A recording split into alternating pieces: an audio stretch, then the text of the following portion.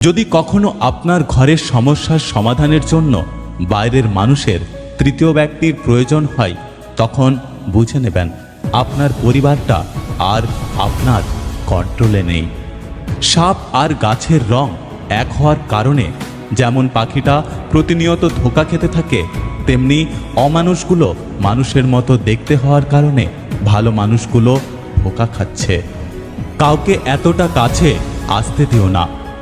বেশি কাছে আসতে দিলে মানুষ অন্তরে আঘাত করে। বারবার কষ্ট পাওয়ার চেয়ে একবার হাতটা ছেড়ে দেওয়া অনেক ভালো।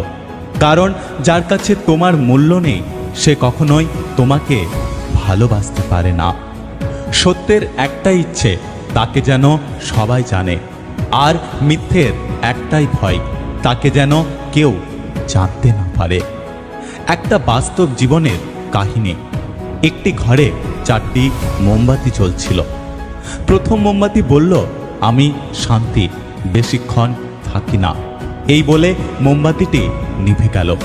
তখন দ্বিতীয় মোমবাতি বলে উঠল, আমি বিশ্বাস, যেখানে শান্তি নেই আমিও সেখানে থাকতে পারবো না। এই বলে দ্বিতীয় মোমবাতিটি নিভে গেল। এবার তৃতীয় মোমবাতিটি বলল, আমি ভালোবাসা, যেখানে শান্তি আর বিশ্বাস নেই সেখানে আমার থাকা অসম্ভব। এই বলে সেও নিভে গেল।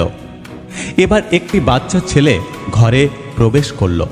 দেখল 4টি মোমবাতির মধ্যে 3টি নিভে গেছে আর একটি মিটমিট করে জ্বলছে। তখন বাচ্চা ছেলেটি চতুর্থ মোমবাতিটিকে প্রশ্ন করল, তুমি কেন জ্বলছ? তুমিও তো নিভে যেতে পারতে। তখন চতুর্থ মোমবাতিটি বলল, আমি আশা, আমি সবসময় থাকি। এখন তুমি চাইলে আমাকে দিয়ে এই 3টি মোমবাতিকে আবার জ্বালিয়ে দিতে পারো। অর্থাৎ শান্তি, বিশ্বাস আর ভালোবাসাকে ফিরিয়ে আনতে পারে আশা। তাই মনের মধ্যে আশাকে কখনো